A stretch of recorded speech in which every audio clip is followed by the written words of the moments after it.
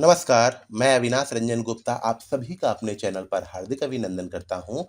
आज के इस वीडियो में हम अध्ययन करने वाले हैं देवनागरी लिपि के बारे में। तो चलिए शुरू करते हैं देवनागरी लिपि का संपूर्ण अध्ययन। सबसे पहले हम लोग देवनागरी लिपि जो भारत की सबसे प्रसिद्ध लिपि है, उसके इतिहास के बारे में थोड़ा-सा अध्ययन कर लेते हैं। तो भारत की सबसे पुरानी लिपि है ब्राह्मी लिपि। याद रखिएगा ये एक प्रकार का जीके या सामान्य ज्ञान भी है कि भारत की सबसे पुरानी लिपि है ब्राह्मी लिपि और ब्राह्मी लिपि से ही देवनागरी लिपि विकसित हुई है।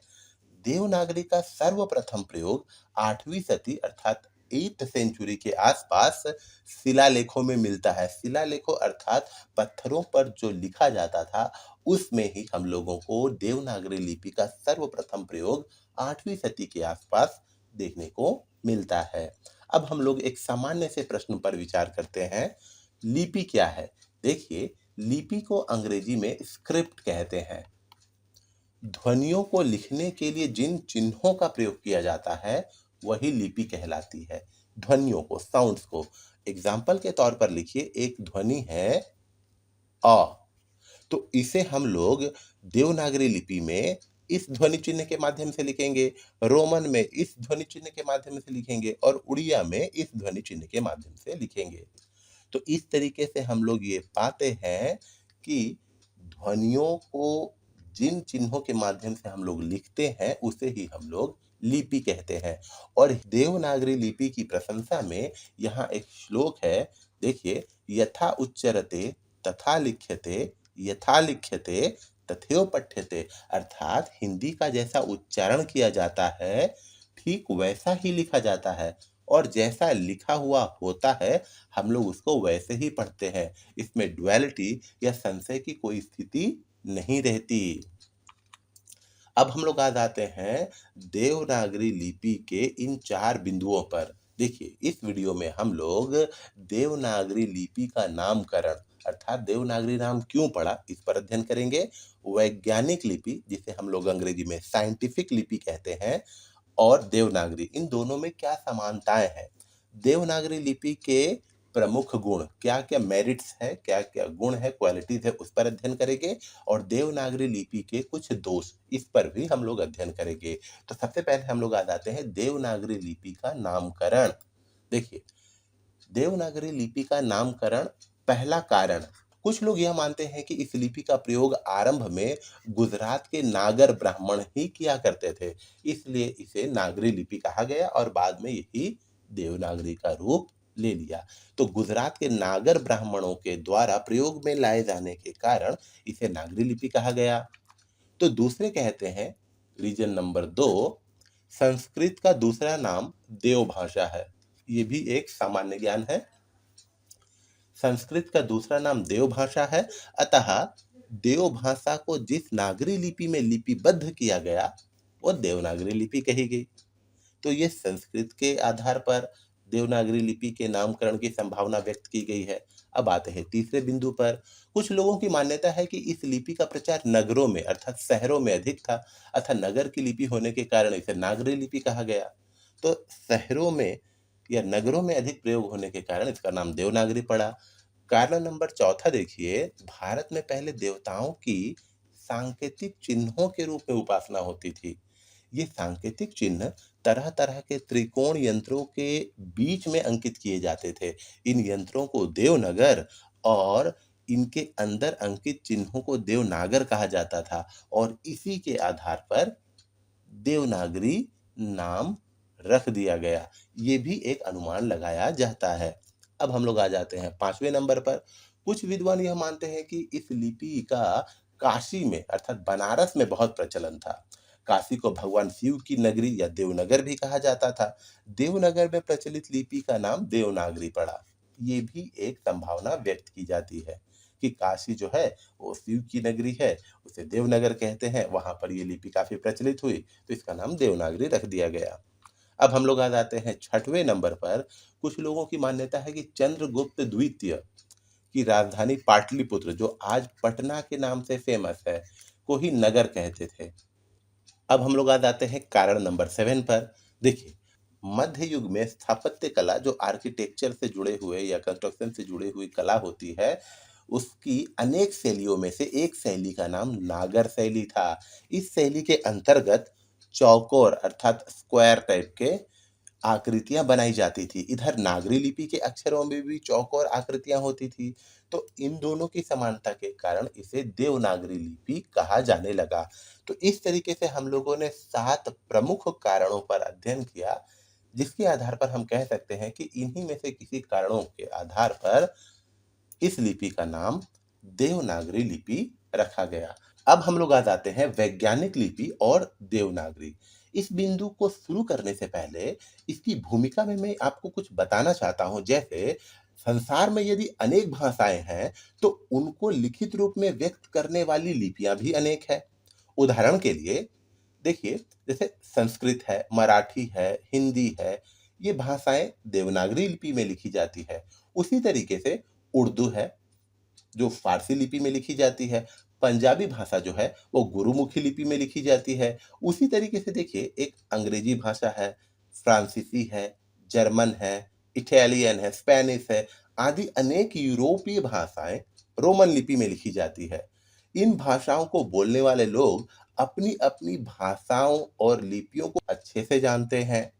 लेकिन यदि कोई व्यक्ति तुलना करे या ये पता लगाने की कोशिश करें कि संसार की समस्त लिपियों में से सबसे अधिक श्रेष्ठ और वैज्ञानिक लिपि कौन सी है, तो इस बात का निर्णय करने के लिए हम लोगों को वैज्ञानिक लिपि और उस लिपि दोनों को समानांतर रखकर तुलना या उसका अध्ययन करना पड़ेगा। तो अब हम लोग कुछ ऐसे ही विशेषताओं के बारे में या ऐसे ही गुणों के बारे में उल्लेख करेंगे जो किसी भी लिपि को वैज्ञानिक बनाती है। तो चलिए अब हम लोग शुरू करते हैं वैज्ञानिक लिपि और देवनागरी। देखिए, अगर हम लोग किसी भी लिपि को वैज्ञानिक कहेंगे, तो उसका सबसे पहला और मुख्य बिंदु होगा एक ध्वनि के लिए एक वर्ण हो। इसे हम लोग ऐसे समझते हैं कि कोई भी वैज्ञानिक या आदर्श, जिसे हम लोग मॉडल कहते हैं, लिपि हम लोग उसे ही कहेंगे जिसमें एक ध्वनि के लिए एक लिपि चिन्ह अथवा एक ही वर्ण की व्यवस्था हो। जब किसी लिपि में एक वर्ण के लिए एक से अधिक लिपि चिन्ह या वर्ण होते हैं, तो अन्य भाषा भाषी को उस लिपि को सीखने में काफी दिक्कतें आती हैं। उदाहरण के लिए उर्दू में यहाँ देखिए अ ध्वनि है।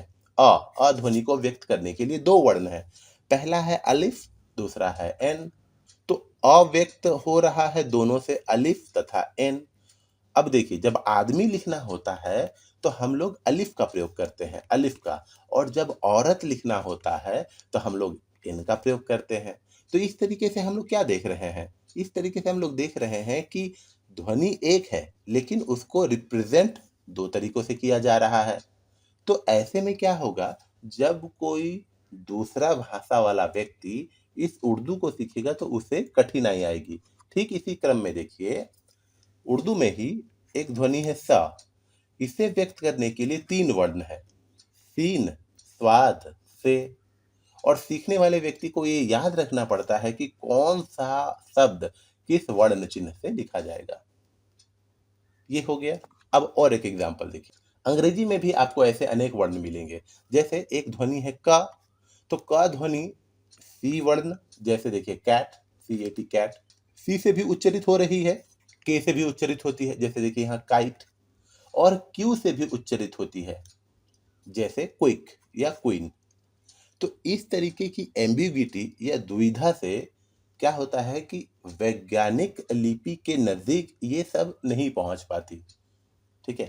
अब हम लोग एक दूसरा कारण देखते हैं, वो है एक वर्ण एक ही ध्वनि को व्यक्त करे। अब एक वर्ण जो होगा वो एक ही ध्वनि को व्यक्त करेगा। अगर मैं कहूं कि आदर्श लिपि की यह भी विशेषता है कि उसमें एक वर्ण से एक ध्वनि का ही उच्चारण किया जाता हो। अंग्रेजी तथा उर्दू में अनेक ऐसे वर्ण हैं जो एक से अधिक ध्वनियों का बोध कराते हैं।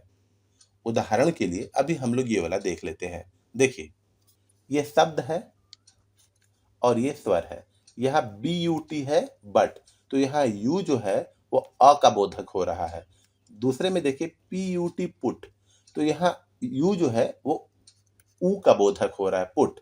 और यहाँ देखिए बिजी, यहाँ फिर यू है लेकिन ये आई का बोधक हो रहा है, बिजी। और यहाँ देखिए रूड लिखा हुआ है, तो ये ऊ ऊ का बोधक हो रहा है। तो कहने का अर्थ हुआ कि ये तो सिर्फ एक यू है, लेकिन ये इन 4 ध्वनियों का बोधक हो रहा है। हिंदी में ऐसी कोई व्यवस्था नहीं है, इसीलिए देवनागरी लिपि जो है वो वैज्ञानिक लिपि के काफ़ी नज़दीक है, या वैज्ञानिक लिपि के सभी गुणों को लगभग-लगभग पूरा करती है। अब हम लोग आते हैं तीसरे मुख्य बिंदु पर, जो है मात्रा एवं वर्ण चिन्हों में भिन्नता हो। देखिए, आप जानते ही हैं कि देवनागरी लिपि में स्वरों के लिए अलग-अलग वर्ण हैं तथा उनकी मात्राओं के लिए भी अलग-अलग लिपि चिन्हों की व्यवस्था है, परंतु रोमन तथा फारसी लिपि में मात्राओं के लिए अलग से चिन्ह नहीं बनाए गए हैं। मेरे कहने का मतलब है, मान लीजिए मुझे लिखना है पेन, तो प के ऊपर मैंने ये जो स्वर है ए, उस स्वर का एक चिन्ह हम लोगों ने बना लिया है देवनागरी लिपि में और उसे प के ऊपर लगा लिया, तो ये पेन बन गया। लेकिन रोमन में या फारसी में ऐसी व्यवस्था नहीं है, इसीलिए हम लोग पेन लिखते वक्त क्या करते हैं, PEN लिख रहे हैं, पेन। ये जो है स्वर, इसका कोई स्पेशल चिन्ह नहीं है। हम लोग क्या कर रहे हैं, इसके लिए हम लोग एक स्वर ही यहाँ लिख रहे हैं। उसी प्रकार कैट, उसी प्रकार पुट इत्यादि। तो मात्रा एवं वर्ण चिन्हों में भिन्नता होनी चाहिए, लेकिन यहाँ पर कोई मात्रा नहीं लग रही है, डायरेक्ट वर्ण ही आ रहा है। अब हम लोग आते हैं चौथे बिंदु पर, जो है लेखन और उच्चारण में एक रूपता हो, अर्थात सिमिलैरिटी हो। जो लिख रहे हैं वही उच्चारण किया जाए। देखिए, देवनागरी में लिपि चिन्हों का उच्चारण पूर्व निर्धारित है। आप चाहें तो देवनागरी लिपि खुद से भी अध्ययन कर सकते हैं, क्योंकि वो जैसा लिखा होता है वैसा ही पढ़ा जाता है। लेकिन अंग्रेजी में ये सुविधा नहीं है।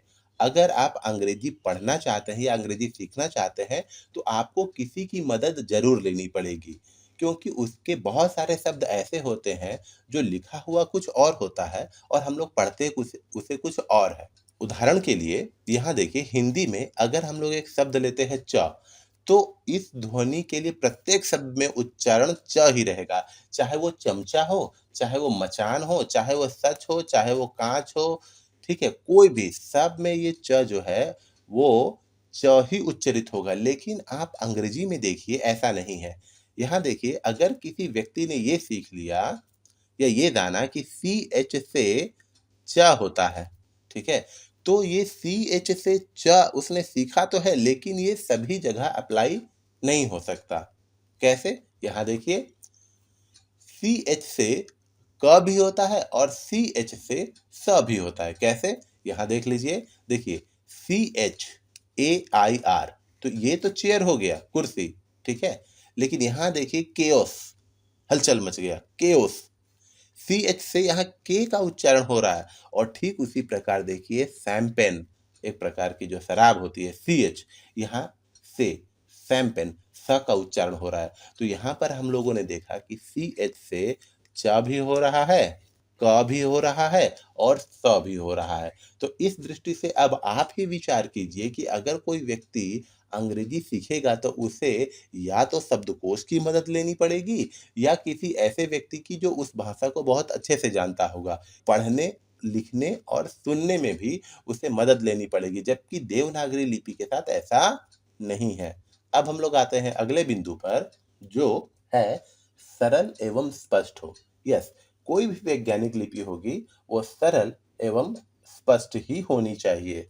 जो लिपि सरल और स्पष्ट हो वही वैज्ञानिक कही जा सकती है, और इस दृष्टि से देवनागरी अपने स्वरूप में सरल भी है और स्पष्ट भी है। रोमन लिपि में लिखने वाले और पुस्तक में छपने वाले जो वर्ण होते हैं उसमें भिन्नता होती है। फिर उसमें स्मॉल लेटर और कैपिटल का भी मामला है। साथ ही साथ अंग्रेजी में बहुत सारे शब्द ऐसे भी हैं जिसमें कुछ शब्द होते तो हैं मगर उसका उच्चारण नहीं होता, वो साइलेंट होते हैं, वो मौन होते हैं। तो इस दृष्टि से हम लोग देखते हैं कि अंग्रेजी में थोड़ी सी समस्या है। कैसे? देखिए, ये है कैपिटल लेटर ए और ये है स्मॉल लेटर ए। ये प्रिंटेड रूप है, मुद्रित रूप है। नॉर्मली हम लोग किसी को भी नहीं देखते कि वो पांडुलिपि में पांडुलिपि कहने का मतलब है जो हाथ से लिखी जाती है, उस लिपि में इस ए का प्रयोग करता है। वो नॉर्मली ये ए का प्रयोग करता है, ठीक है। दूसरी बात देखिए, ये है 4, प्रिंटेड रूप में आपको यही 4 मिलेगा, लेकिन बहुत बहुत बहुत कम लोग हैं जो इस 4 का प्रयोग करते हैं, नहीं तो नॉर्मली सब ये 4 का प्रयोग करते हैं। और इसमें क्या होता है, अगर थोड़ा-सा मुड़ जाए तो ये कहीं 9 की तरह भी लग सकता है। दूसरी बात देखिए, ये जी है, कैपिटल जी, और ये है स्मॉल जी। या मैंने तो बहुत ही कम देखा है कि कोई इस तरीके के जी का प्रयोग कर रहा है। नॉर्मली लोग ये जी प्रयोग करते हैं, ये वाला जी। ठीक है? तो इस तरीके से हम लोग देख रहे हैं कि लिखने वाले और पुस्तकों में छपने वाले जी में या ए में या 4 में हमें काफ़ी अंतर देखने को मिलता है। दूसरी बात है कि कुछ शब्द ऐसे होते हैं जिसमें वर्ण तो है लेकिन उसका उच्चारण नहीं होता। जैसे यहाँ देखिए नाइफ, नाइफ, यहाँ देखिए नाइफ, यहाँ के है लेकिन के जो है वो साइलेंट हो गया है। ये देखिए हिंदी में ऐसी कोई व्यवस्था नहीं है। नो में भी ऐसे ही होता है। Do you know this? तो देखिए नो दिस। काम, शांत हो जाओ, काम डाउन। तो यहाँ देखिए एल है वो साइलेंट हो गया, काम, एल साइलेंट हो गया। उसी प्रकार बॉम्ब, तो ये है तो बॉम्ब लेकिन हम लोग बॉम्ब, देखिए बॉम्ब, बी साइलेंट हो गया। इसी प्रकार हम लोग D O U B T देखते हैं, बी यहाँ भी साइलेंट हो जाता है, डाउट में भी, ठीक है। बेड डेट हो गया, डी ई बी टी, तो यहाँ भी बी साइलेंट हो जाता है। यहाँ देखिए है साइकोलॉजी, ठीक है। तो साइकोलॉजी में स्टार्ट तो पी से हो रहा है, ठीक है, पी से, लेकिन ये पी जो हो गया है साइलेंट हो गया है, केवल साइकोलॉजी। इसीलिए ये तो इसमें थोड़ी-सी जटिलता हम लोगों को दिखाई पड़ती है। उसी प्रकार अगर हम लोग बोलेंगे सुनामी तो वो टी से शुरू होता है ना? लेकिन हम लोग टी का प्रयोग नहीं करते। तो ऐसे बहुत सारे शब्द हैं जिसमें कुछ ऐसे भी वर्ण हैं जो अनुच्चरित होते हैं। उसी प्रकार आप एक ये ले लीजिए वॉक, वॉक, एल साइलेंट है, ठीक है। अच्छा, अब हम लोग आते हैं अगले बिंदु पर। वैज्ञानिक लिपि की एक खास बात ये है कि वो व्यवस्थित हो, वेल ऑर्गेनाइज्ड हो। देखिए हिंदी जो है वो वेल ऑर्गेनाइज्ड है। ये है स्वर और ये है व्यंजन। पहले स्वर आते हैं, फिर स्वरों की ये जो मात्राएं हैं वो आती है, ठीक है, और उसके बाद व्यंजन आते हैं। वही वैज्ञानिक लिपि कही जा सकती है जिसकी अपनी सुनिश्चित व्यवस्था हो, जैसा हम लोग अभी यहाँ देख रहे हैं। देवनागरी पर अगर हम लोग ध्यान दें तो हम देखेंगे कि यह लिपि उच्चारण को आधार बनाकर चलती है। पहले स्वर आते हैं और उसके बाद व्यंजन, और स्वरों में भी पहले ह्रस्व स्वर, फिर दीर्घ स्वर, फिर ह्रस्व स्वर, फिर दीर्घ स्वर, ठीक है। साथ ही साथ हम लोग ये भी देखते हैं कि उसके लिए हम लोगों ने मात्राओं की व्यवस्था कर रखी है। फिर अगर हम लोग व्यंजन पर आते हैं तो देखिए व्यंजन पहले क, ख, ग, घ ये सब कंठ से उच्चारण हो रहा है। च, छ, ज ये तालु से, ट, ठ मूर्धा से, त, थ, द दंते से, प, फ ओष्ठ से। तो इस तरीके से हम लोग ये देख रहे हैं कि ये एक क्रम में उच्चरित होते हैं। अर्थात ये जो है वो साइंटिफिक लिपि के काफ़ी नज़दीक है। परंतु आप ये देखेंगे ना, रोमन में या फ़ारसी में ऐसी व्यवस्था नहीं है। आप देखिए रोमन में आप बोल दे रहे हैं ए, उसके बाद बी, उसके बाद सी, डी, ई, तो ये एक है वोवेल जिसे हम लोग स्वर कहते हैं, और एक ये है। लेकिन ये इधर-उधर बिखरा पड़ा है। हिंदी में ऐसा बिल्कुल नहीं है। तो इस तरीके से हम लोग ये कह सकते हैं कि ये जो देवनागरी लिपि है वो बिल्कुल व्यवस्थित लिपि है। अच्छा, अब हम लोग आ जाते हैं 7वें नंबर पर, और वो अंतिम है जिसे हम लोग कहते हैं ध्वन्यात्मक हो। ध्वन्यात्मक अर्थात जैसा लिखा जाए वैसा ही उच्चारण किया जाए, उसे हम लोग कहते हैं ध्वन्यात्मक। देखिए ध्वन्यात्मक लिपि को ही सर्वोत्तम लिपि मानी गई है, क्योंकि ध्वन्यात्मक लिपि में जैसा उच्चारण किया जाता है उसी के अनुरूप लिखा जाता है। एग्जाम्पल के तौर पर यहाँ देखिए क और प, आदि व्यंजनों में है ना, क प में उदाहरण लेते प ही ले लेते हैं, तो प के अलावा केवल प नहीं है, प में अ स्वर भी विद्यमान है। उसी प्रकार क केवल क नहीं है, क में अ स्वर भी विद्यमान है। लेकिन अगर हम लोगों को प लिखना है तो हम लोग नॉर्मली प ऐसे लिख दिए, लेकिन रोमन लिपि में अगर हम लोगों को प लिखना है तो हम लोगों को लिखना पड़ेगा पी ए, जैसे यहाँ लिखा गया है। इसीलिए हम लोग लिखते हैं राम, ठीक है? राम लिखते हैं। जब हम लोग इसे अंग्रेजी में लिखते हैं तो RAM, तो राम तो लिख दिए, लेकिन म में अ लगा हुआ है तो हम लोग यहाँ ऐसे लिख देते हैं राम, और ये धीरे-धीरे हो जाता है रामा। उसी प्रकार देखिए गणेश का हो गया गणेशा, योग से हो गया योगा, मंत्र से हो गया मंत्रा। इस तरीके से क्या होता है ना कि हम लोगों को लगता है कि वो कुछ अलग ही शब्द है, जबकि वो अलग शब्द नहीं है। तो हिंदी में क्या होता है, किसी भी शब्द के अर्थ को बांधे रखने की क्षमता होती है। अंग्रेजी में क्या होता है, धीरे-धीरे वो शब्द का अर्थ कुछ विशेष रूप ले लेता है, अलग अर्थ ले लेता है। गणेशा हो जाता है, योगा हो जाता है, जबकि योगा नहीं होता है। हम लोग हिंदी में लिखते हैं ऐसे योग, लेकिन इसे ही जब हम लोग अंग्रेजी में लिखते हैं तो योग नहीं लिखते हैं, ए लगा देते हैं, क्योंकि ग में भी अ है। हम लोगों ने तो यहाँ संयुक्त रूप से लिख दिया, लेकिन यहाँ संयुक्त रूप से नहीं लिखते। धीरे-धीरे ये हो जाता है योगा, रामा, ठीक है? तो एक नवीन शब्द की उत्पत्ति भी हो जाती है और अर्थ भी अलग हो जाता है। हिंदी में ऐसी व्यवस्था नहीं है।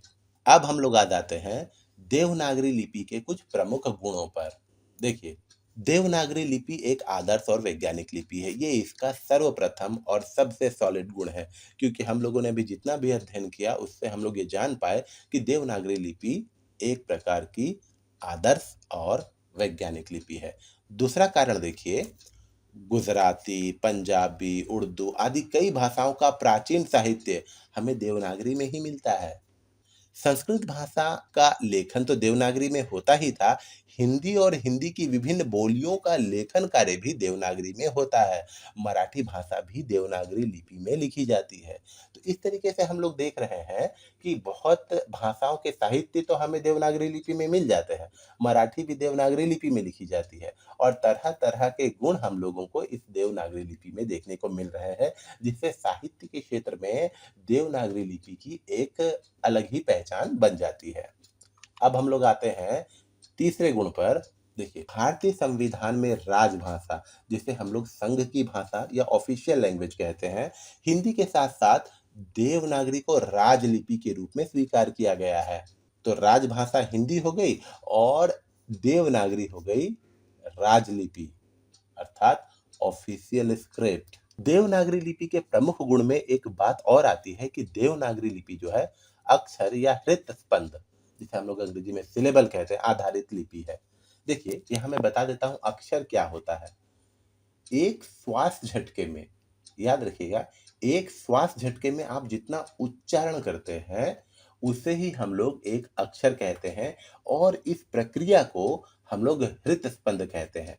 अर्थात एक श्वास झटके में, in a single puff of breath, आप लोग जितना उच्चारण करते हैं उस प्रक्रिया को हृत स्पंद कहते हैं, और उस व्यवस्था को अक्षर कहते हैं। ठीक है? इसमें एक स्वर अवश्य होता है। आप कुछ भी कहिए, उसमें एक स्वर ज़रूर निकलेगा। मान लीजिए आप लोग कहते हैं क्या?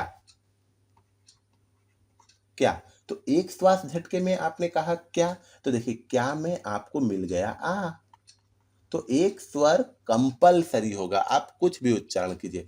आप बोलेंगे प, तो आपने प बोला, तो प में अ भी तो है, तो ये अ हो गया एक प्रकार का स्वर, ठीक है? तो इस तरीके से हम लोग देख रहे हैं हिंदी की अक्षरिक व्यवस्था इतनी समृद्ध है कि इसमें हम लोगों को कोई ना कोई स्वर डेफ़िनेटली मिलेगा, ठीक है? देखिए, इस दृष्टि से व्यंजनों का उच्चारण जब हम अलग से करते हैं तो उसमें अ स्वर मिले रहने के कारण वह एक अक्षर के रूप में उच्चारित किया जाता है। ये इसकी खास व्यवस्था है। ओके, अब हम लोग अगले गुण पर आते हैं। देवनागरी लिपि में ही यह व्यवस्था है कि जब किसी व्यंजन को स्वर रहित करके दिखाना हो, तो उसके नीचे हल का चिन्ह लगा दिया जाता है। जी हाँ, मान लीजिए अब हम लोग किसी भी व्यंजन वर्ण से अ को रिमूव या हटाना चाहते हैं, तो हम लोग क्या करते हैं, हल का चिन्ह लगाते हैं। जैसे मान लीजिए हम लोगों को लिखना है द्वारा, ठीक है? तो द से हम लोग अ के चिन्ह को हटाना चाहते हैं, तो हम लोग द में हल चिन्ह लगा देंगे। उसी प्रकार अगर हम लोगों को लिखना है अर्थात, ठीक है? तो हम लोग क्या करेंगे, त में हल चिन्ह लगा देंगे, तो ये समझ में आ जाएगा कि त में अ नहीं है। ये देवनागरी लिपि के प्रमुख गुणों में से एक है। अब आ जाते हैं अगले गुण पर। देवनागरी लिपि ही एक ऐसी लिपि है जिसमें विदेशी भाषाओं से आगत व्यंजन ध्वनियों के लिए भी अपने वर्गों के नीचे नुक्ता लगाकर नए वर्ण विकसित किए गए हैं। याद रखिएगा, क, ख, ग, ज़, फ। जब हम लोगों को उर्दू या अरबी फारसी शब्दों को लिखना होता है और उसमें हम लोगों को क, ख, ग, ज़, फ आदि का प्रयोग करना होता है, तो हम लोग उसके नीचे एक नुक्ता लगा देते हैं। एग्जाम्पल के तौर पर देखिए, एक शब्द है जाली और दूसरा शब्द है जाली, ठीक है ना? तो ये जाली का मतलब तो नेट हो गया, लेकिन जाली नोट इसका मतलब हो गया डुप्लीकेट, जाली दस्तावेज। तो देखिए दोनों शब्द है, तो ये जो उर्दू या अरबी फारसी शब्द है, इसको हम लोग लिखते हैं तो इसके साथ ये क्लैश ना करे, ये जाली के साथ ये क्लैश ना करे, इसलिए हम लोग इसके नीचे एक नुक्ता लगा देते हैं। और हिंदी भाषा इतनी ओपन माइंडेड भाषा है, या देवनागरी लिपि इतनी ओपन माइंडेड है कि ये विदेशी ध्वनियों को भी या विदेशी शब्दों को भी अपने अंदर बड़े आराम से समाहित करती है। हमें हिंदी डिक्शनरी में ऐसे बहुत सारे शब्द मिल जाएँगे जो भारत के ओरिजिनल नहीं है, बल्कि विदेशों से आए हुए हैं। उसी प्रकार देखिए, यहाँ पर एक है फन, हम लोग देख लेते हैं फन, ठीक है? और एक है फन। तो देखिए ये फन का मतलब तो साँप का सिर, ठीक है? साँप का सिर। और ये फन का मतलब है कला। तो एक है कमर और एक है बिना नुक्ता वाला कमर। तो देखिए ये कमर का मतलब तो वेस्ट, लेकिन ये कमर का मतलब चाँद, मेरे रस के कमर। तो हम लोग देख रहे हैं कि यहाँ पर ऐसे बहुत सारे शब्द हैं जिसके अर्थ अलग निकलते हैं और वो दूसरी भाषाओं के हैं। उसको हम लोगों ने बोरो कर लिया है। यहाँ पर देखिए अंग्रेजी शब्दों के लिए भी हम लोगों ने अ की व्यवस्था कर रखी है। जैसे एक है बाल और एक है बॉल। देखिए बॉल, तो बाल का मतलब तो केश, लेकिन बॉल का मतलब गेंद। तो हम लोगों ने बॉल को तो अपने में ले लिया है, हिंदी में समाहित कर लिया है। तो इस तरीके से हम लोग क्या करते हैं कि विदेशी भाषाओं के शब्दों को हिंदी में प्रयोग करने के लिए हम लोगों ने नवीन वर्णों का भी आविष्कार कर लिया है। अब हम लोग आ जाते हैं अगले बिंदु पर। देखिए देवनागरी ही एक ऐसी लिपि है जिसमें स्वरों के लिए अलग वर्ण है तथा उनकी मात्राओं के लिए अलग चिन्ह व्यवस्था और किसी में नहीं है। मान लीजिए यहाँ पर अ लिखा गया है तो अ की तो कोई मात्रा नहीं है क्योंकि वो सभी में है। आ है तो इसकी मात्रा ये है, ई, उ। तो जितने भी है सब के लिए यहाँ पर मात्रा की व्यवस्था की गई है। देवनागरी लिपि के ये प्रमुख गुण हैं। अब हम लोग आ जाते हैं देवनागरी लिपि के कुछ दोषों पर। जी हाँ, इन्हीं दोषों के कारण देवनागरी में बराबर सुधार लाने तथा उसके मानकीकृत अर्थात उसके स्टैंडर्ड रूप को प्रस्तुत करने की कोशिश भी लगातार की जा रही है। तो चलिए अब हम लोग देवनागरी लिपि के कुछ दोषों पर विचार कर लें। देवनागरी के अनेक संयुक्ताक्षर अर्थात दो अक्षरों के मिलकर जो रूप बनते हैं उसे हम लोग संयुक्ताक्षर कहते हैं। यह संयुक्ताक्षर या संयुक्त वर्ण व्यंजन कर्ण में निर्धारित करने में असुविधा उत्पन्न करते हैं। जैसे क्ष, ज्ञ, ऋ, द्र, ध, ट्र, ड्र। इसको हम लोग कहाँ रखेंगे? ये किसके बाद आएगा? इसका सीक्वेंस क्या होगा? इसका प्लेसमेंट हम लोग कहाँ करें? ये किस ऑर्डर में आएगा? इसे निर्धारित करने में काफ़ी दिक्कत होती है, ठीक है? तो संयुक्त वर्णों में कौन-सा व्यंजन पहले आता है, कौन-सा बाद में, ये भ्रम पैदा करता है। ये देवनागरी लिपि का एक दोष है। उसके बाद देखिए, ह्रस्व ई की मात्रा तो सबसे ज़्यादा भ्रम पैदा करने वाली है। जी, ह्रस्व ई। ये ह्रस्व ई की मात्रा है। उदाहरण के लिए एक शब्द देखिए, ये है इंद्रियाँ। तो इंद्रिया शब्द सामान्य व्यक्ति को यही समझ में आता होगा कि ई की मात्रा जो है वो द व्यंजन के साथ लगी हुई है, जबकि वो र के साथ लगी है। कैसे? देखिए अब हम लोग वर्ण विच्छेद के माध्यम से समझते। देखिए ई जो है ना, ई, न, द, र, ई। देखिए तो ई किसके बाद आ रहा है? र के बाद। लेकिन लोग क्या समझेंगे कि ये द के लिए या द पर लगी है, लेकिन ये द पर नहीं लगी है, वास्तव में ये र पर लगी है। लेकिन ये थोड़ा-सा जटिल लगने लगता है, जिस वजह से जो नौसिखिया है, जो जो इस भाषा को सीख रहा है, वो ये समझ बैठता है कि ये जो ई की मात्रा का प्रयोग है, ये ई की मात्रा का प्रयोग वो द के बाद हुआ है, लेकिन वास्तव में ये र के बाद होता है। दूसरी बात इसमें और एक क्या है ना, मान लीजिए एक शब्द है भिखारी, ठीक है, एक शब्द है भिखारी, तो ई की मात्रा तो आ गई है, तो कुछ नौसिखिए क्या होते हैं ना, वो ये समझ बैठते हैं कि ई भ खारी लिखा हुआ है, ई भ खारी, क्योंकि मात्रा पहले आ गई है और हम लोग जो पहले आता है हम लोग उसी को पढ़ते हैं। तो कुछ बच्चे ये भी समझ लेते हैं कि ये ई भ खारी लिखा हुआ है, ई भ खारी। फिर उन्हें समझाना पड़ता है कि नहीं, जहाँ मात्रा लग गई है, ठीक है? जहाँ मात्रा लग गई है, उसे हम लोग मिलाकर पढ़ेंगे, स्वतंत्र में नहीं पढ़ेंगे। देवनागरी लिपि के कुछ दोषों में एक बात ये भी है कि जब हम लोग कुछ किताबों को देखते हैं जो पिछले ज़माने के छपे हुए हैं, उसमें हम लोगों को वर्णों के अलग-अलग रूप देखने को मिलते हैं। जैसे देखिए ये जो है ना, ये ये पुराना रूप है, नया रूप ये है।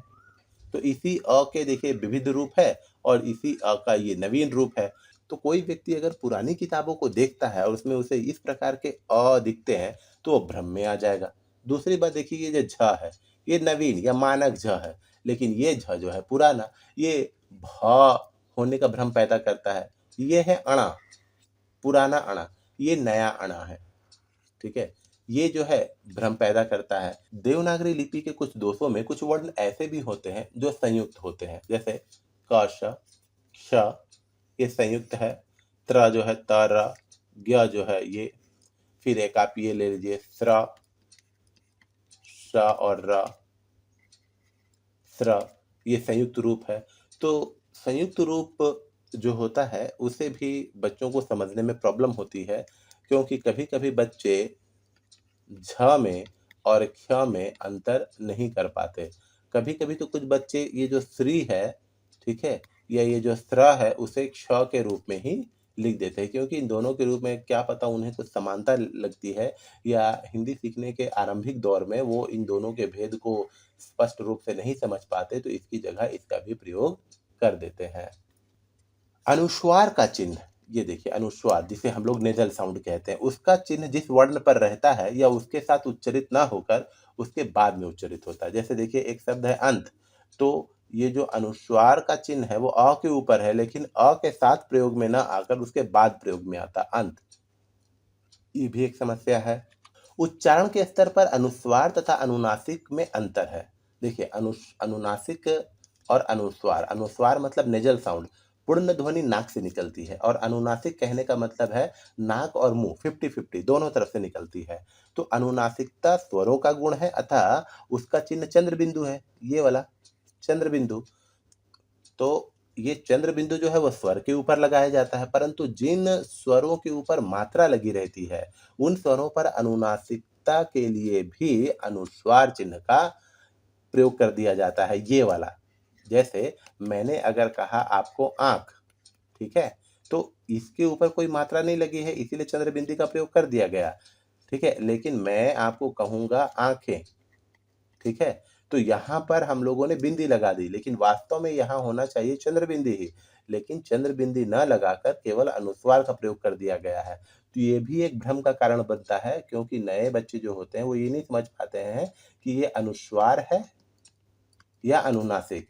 ये अभ्यास के दौरान ही उन्हें ये बात समझ में आती है। उसी प्रकार देखिए यहाँ पर मैं, वास्तव में मैं लिखा जाना चाहिए ऐसे, लेकिन अगर ऐसे लिखेंगे तो एक तो इसमें विलंब होगा, और दूसरी बात अगर कोई ऐसे लिख दिया तो ये पूरा का पूरा गलत ही हो जाएगा। इसीलिए इस पर अब हम लोग केवल और केवल अनुस्वार चिन्ह लगा देते हैं, जबकि ये है अनुनासिक। है में भी ये, में भी, सींच में भी, छौंकना में भी, ये सब में क्या है? अनुनासिक है, लेकिन अनुस्वार का चिन्ह लगता है। देवनागरी में कुछ वर्ण निरर्थक है। आज की हिंदी की ध्वनियों का उच्चारण नहीं होता। जैसे देखिए यहाँ, इसमें मतलब कोई शब्द की शुरुआत ही नहीं होती। अंगा, री, श, तो ये सब जो है एक तरीके से निरर्थक है। लेकिन हाँ, जो री और स है, इसका प्रयोग केवल और केवल संस्कृत शब्दों में होता है, ठीक है? और हम लोगों ने संस्कृत के बहुत सारे शब्द चूँकि हिंदी में ले रखे हैं, इसीलिए ये तो दोनों मान्य हैं, लेकिन य और अंग और साथ ही साथ अणा, इन वर्णों से किसी भी शब्द की शुरुआत होती ही नहीं, तो कुछ अर्थों में ये निरर्थक है। देवनागरी लिपि में एक और खामी यह है कि देवनागरी लिपि में देश की अन्य भाषाओं की सभी ध्वनियों को व्यक्त करने के लिए पर्याप्त लिपि चिन्ह नहीं है, क्योंकि मराठी, कश्मीरी, सिंधी, द्रविड़ परिवार की अनेक ऐसी ध्वनियाँ हैं जो देवनागरी लिपि में नहीं है। जैसे हम लोग लिखते हैं लोकमान्य तिलक, तो हम लोग क्या करते हैं तिलक ऐसे लिखते हैं, लेकिन मराठी में ये द्वितीय ल का प्रयोग करते हैं, ये वाला तिड़क ऐसे होगा। लेकिन ये जो है हमारे हिंदी में है ही नहीं, हमारे हिंदी में केवल एक ही ल है, तिड़क। ठीक है? तो इस तरीके से हम लोग देख रहे हैं कि देवनागरी लिपि में कुछ ध्वनियों के लिए लिपि चिन्ह नहीं है। टंकण और मुद्रण की दृष्टि से, अर्थात टाइप करने की दृष्टि से और प्रिंट करने की दृष्टि से देवनागरी रोमन की तुलना में जटिल लिपि है। इसका कारण यह है कि देवनागरी में वर्णों तथा संयुक्त वर्णों की संख्या 400 से भी अधिक है। संयुक्त वर्ण जैसे क, त, ठीक है ना, क, ल, जैसे हम लोगों को क्लांत लिखना है, तो ऐसे हुआ ना संयुक्त। तो संयुक्त वर्णों की संख्या 400 से भी अधिक है। इस वजह से क्या होता है कि टाइपिंग में और प्रिंटिंग में थोड़ी सी दिक्कत आती है, लेकिन आजकल जब से यूनिकोड आ गया है ये काम बहुत ही आसान हो गया है। देवनागरी में वर्गों के ऊपर सिरोरेखा होने के कारण, सिरोरेखा कहने का मतलब है टॉप लाइन। जैसे यहाँ पर कुछ भी लिखा हुआ है तो देखिए ये ऊपर में एक लकीर दे दी गई है ना, ये लकीर। तो ये लकीर दे देने की वजह से क्या होता है, हिंदी लिखने की जो गति है वो बाधाग्रस्त होती है और अंग्रेजी की तरह हम लोग इसे जल्दी जल्दी नहीं लिख पाते। हिंदी शब्दकोश में किसी संयुक्ताक्षर से प्रारंभ होने वाले शब्दों का अर्थ खोजना अंग्रेजी शब्दकोश की तुलना में कठिन है। देखिए, अंग्रेजी में अल्फाबेट ऑर्डर में हम लोग चले जाते हैं और हम लोगों को वर्ड मीनिंग मिल जाता है, लेकिन हिंदी में ऐसा नहीं है। हिंदी में जब हम लोगों को संयुक्त अक्षर जैसे क्ष, त्र, ज्ञ, स्र ऐसे वाले शब्द ढूंढने होते हैं या द्वारा, तो हम लोगों को काफी दिक्कत होती है ये पता लगाने में कि ये हम लोगों को किस स्थान पर मिलेगा। दूसरा एक है द्वारा, श्वेत आदि में क्या होता है ना कि द और स, जैसे द्वारा का द और श्वेत का स पूरे प्रतीत हो रहे हैं, पर वास्तव में द और स पूर्ण नहीं बल्कि आधे हैं। जैसे अगर हम लोग इसे नवीन स्टाइल में लिखेंगे तो पता चल जाएगा कि ये द आधा है, लेकिन अगर हम लोग इसे पुराने स्टाइल में लिखेंगे द्वारा, तो इसमें ये लगता है कि ये जो व है वो आधा है और द पूरा है, तो ये भी एक भ्रम की स्थिति पैदा करता है। ठीक उसी प्रकार अगर हम लोग देखते हैं तो श्वेत जो है हम लोग ऐसे लिखते हैं श्वेत और ऐसे भी लिखते हैं श्वेत, ठीक है ना। तो अगर ऐसे लिखते हैं तो लगेगा कि ये जो व है वो आधा है और स पूरा है।